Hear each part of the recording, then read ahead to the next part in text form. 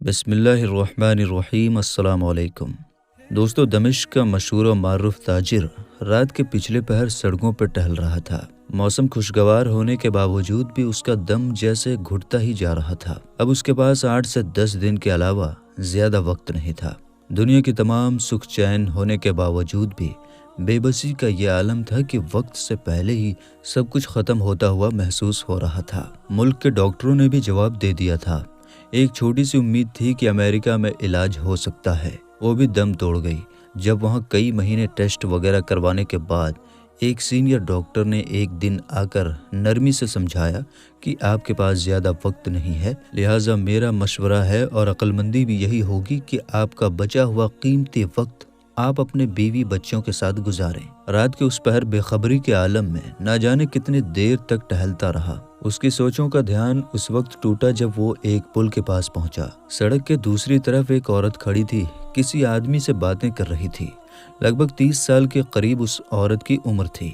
اس کا بات کرنے کا انداز منت سماجت والا لگ رہا تھا، جیسے کہ وہ اس کے سامنے گڑ گڑا رہی ہے، جبکہ وہ آدمی گنڈا قسم کا لگ رہا تھا جس سے وہ بات کر رہی تھی، جو کہ اس کی بات نہیں مان رہا تھا۔ اس تاجر کے چلنے کی رفتار خود بخود دھیمی ہو گئی۔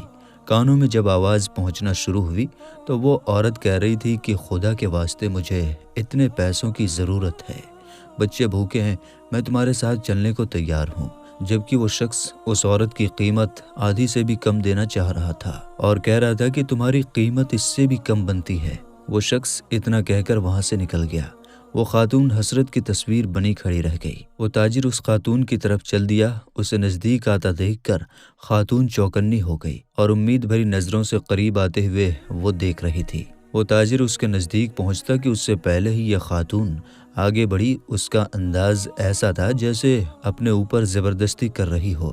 اس تاجر نے قریب پہنچتے ہی سلام کیا۔ خاتون نے بناوٹی مسکان کے ساتھ جواب دیا اور ٹٹولتی ہوئی نظروں سے دیکھا اور تھوڑا نزدیک ہوتے ہوئے پوچھا، کیا موڈ ہے؟ وہ تاجر تھوڑا پیچھے ہٹا اور نرمی سے کہنے لگا، نہیں ایسی کوئی بات نہیں ہے، دراصل میں نے ابھی گزرتے ہوئے تمہاری اس آدمی کے ساتھ تھوڑی سی بات سنی، آپ مجھے بتا سکتے ہیں کہ آپ کا کیا مسئلہ ہے؟ اتنا پوچھنا تھا کہ جو خاتون مضبوط دکھائی دینے کی کوشش کر رہی تھی وہ ایک دم سے کمزور سی ہو گئی اور کہنے لگی، بھائی قسم ہے اس ذات کی جو ہماری گفتگو سن رہا ہے، میں اس طرح کی عورت نہیں ہوں جو اس وقت اپنے گھر سے نکل کر سڑکوں پر کسی کا انتظار کرے، مگر میں بہت مجبور تھی۔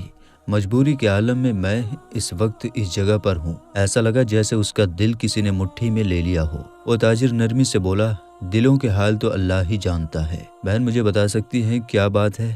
وہ کہنے لگی کہ میں بیوہ عورت ہوں، میرے چھوٹے چھوٹے بچے ہیں اور شوہر کو گزرے ہوئے 1 سال ہونے کو ہے۔ شروع میں تو پڑوسی رشتہ دار کچھ مدد وغیرہ کر دیتے تھے، لیکن دھیرے دھیرے سب نے ہاتھ کھینچ لیا۔ گھر میں راشن نام کی کوئی چیز نہیں ہے، کرایہ دار کا صبر بھی ختم ہو گیا ہے۔ اس نے کل شام تک کی آخری مہلت دی ہے کہ اگر کرایہ نہیں دیا تو سامان سمیت گھر سے نکال دیا جائے گا۔ میرے پاس اور کوئی راستہ نہیں تھا سوائے اس کے کہ میں اپنے آپ کو، یہ کہتے ہوئے اس کی آواز بیٹھ سی گئی ہو۔ اس تاجر نے دوسری طرف مڑ کر بہانے سے اپنے آنسو صاف کیے اور مڑ کر جلدی سے بولا، ہاں بس ٹھیک ہے بہن، کوئی بات نہیں۔ اس کے بعد اس نے اپنے جیبوں میں ہاتھ ڈالے، تب اس کو پتہ چلا کہ جیبوں میں تو رقم ہے لیکن وہ نہ ہونے کے برابر ہے، کیونکہ جس عالم میں وہ اپنے گھر سے نکلا تھا اسے تو کوئی ہوش نہیں تھا۔ اس نے اس خاتون سے کہا کہ فی الحال آپ یہ رکھیں اور آپ مجھے آپ کا پتہ بتا دیجئے، فکر کرنے کی کوئی ضرورت نہیں ہے، آپ اپنے گھر جائیے، انشاءاللہ سب ٹھیک ہو جائے گا۔ خاتون بھی یقینی کے انداز میں اس کی طرف دیکھے جا رہی تھی، جیسے سوچ رہی ہو کہ اس پر بھروسہ کریں یا نہ کریں۔ اس تاجر نے پھر سے یقین دلایا کہ تم جاؤ اور اپنا پتہ بتا دو۔ آخرکار اس عورت نے اپنا پتہ بتا دیا اور اپنے گھر کی طرف چل پڑی۔ خاتون کو جاتا دیکھنے کے بعد وہ بھی اپنے گھر کی طرف مڑا اور تیزی سے قدم اٹھانے لگا۔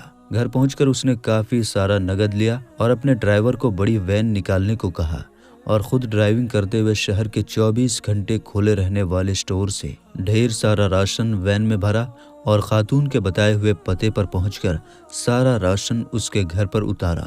باقی کے رقم خاتون کو دیا اور کہا صبح کرایہ دار سے وہ خود بات کر لے گا اور کرائے کا مسئلہ نپٹا دے گا اور انشاءاللہ ہر مہینے مخصوص رقم آپ تک پہنچا دی جائے گی۔ یہ کہہ کر بنا کچھ کہے سنے واپس مڑ گیا۔ خاتون مورتی کی طرح بنا کچھ کہے آنسو بھری نگاہوں سے اس کو دیکھ رہی تھی اور وہ وین سمیت نظروں سے اوجھل ہو گیا۔ اس تاجر کی کیفیت اب بالکل الگ سی تھی، اس کے انگ انگ سے خوشی پھوٹ رہی تھی۔ کچھ گھنٹے پہلے جو اس کی حالت تھی وہ اب اکثر بدل گئی تھی۔ اسے 8 سے 10 دن سے زیادہ گزرنے کی جو فکر تھی وہ تھوڑی سی کم ہو گئی تھی۔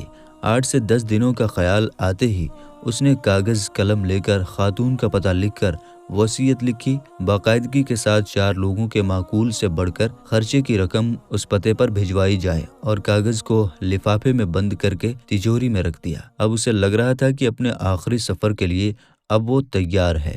پھر ہفتہ گزر گیا اور پھر پورے 15 دن گزر گئے۔ گھر والوں کے کہنے کے باوجود وہ اسپتال نہیں گیا اور پھر پورا مہینہ گزر گیا۔ اگلے مہینے کی رقم بھی اس نے فوراً بھجوا دی اور پھر 1 مہینہ اور مہینہ کرتے کرتے پورا سال گزر گیا۔ وہ معمول کے مطابق رقم بھجواتا رہا۔ پھر 5 سال گزر گئے اور پھر 10 سال گزر گئے اور پھر 20 سال گزر جانے کے بعد وہ تاجر تہجد کے لیے اٹھا، وضو کر کے تہجد شروع کی اور سجدے میں دعا کرتے کرتے اس کی روح قبض ہو گئی اور وہ سجدے کی حالت میں رخصت ہو گیا۔ یہ سچا واقعہ یہاں ختم نہیں ہوتا بلکہ اس کی اصل کڑی اب شروع ہوتی ہے۔ گھر والے جب صبح کو اٹھے تو اس کو سجدے کی حالت میں مردہ پایا۔ افسوس کے ساتھ ساتھ گھر والوں کو اس بات کی خوشی تھی کہ اچھی اور مبارک موت ہوئی۔ خیر کفن اور دفنانے کے بعد اولاد کا تجوری اور وصیت کھولنے کا وقت آیا تو وہ بند لفافہ بھی نکل آیا جو کم سے کم 20 سال پہلے کی تاریخ کا اور ان کے والد کے ہاتھ کا لکھا ہوا تھا، اور اس کا مطلب تھا کہ لکھے گئے پتے پر 20 سال سے رقم دی جا رہی ہے۔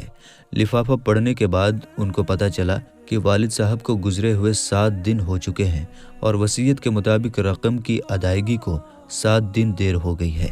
رقم لے کر وہ لوگ پتے پر پہنچے تو دروازہ کھٹکھٹانے کے بعد وہ خاتون باہر آئی، کیونکہ اب وہ 50 سال سے اوپر کی ہو چکی تھی۔ سلام دعا کرنے کے بعد تاجر کے لڑکے نے اس خاتون سے کہا کہ ہم آپ کو والد صاحب کی طرف سے جو ماہانہ مخصوص رقم ہے وہ دینے آئے ہیں اور معافی چاہتے ہیں، رقم کی ادائیگی کو 7 دن دیر ہو گئی ہے۔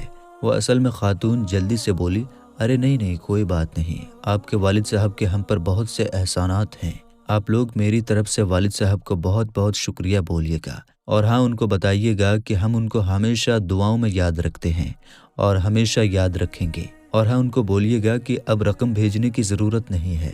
بیٹا حیرانی سے بولا، اب کیوں نہیں؟ خاتون نے خاموشی کے آنسو میں ملی آواز میں جواب دیا، اللہ کے فضل سے مہینے پہلے میرے بڑے بیٹے کی ملازمت لگی تھی اور 7 دن پہلے ہی میرے بیٹے کو اس کی تنخواہ ملی ہے۔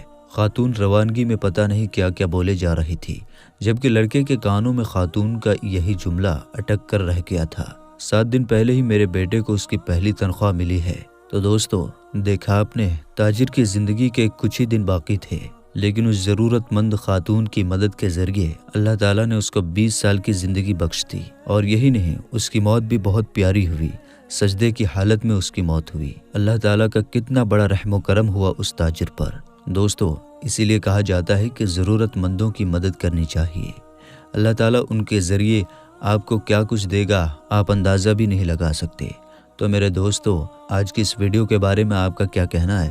ہمیں نیچے کمنٹ باکس میں ضرور بتائیے گا۔ فی الحال اس ویڈیو میں اتنا ہی، ملیں گے انشاءاللہ تعالیٰ اگلی ویڈیو میں، تب تک کے لیے السلام علیکم، اللہ حافظ۔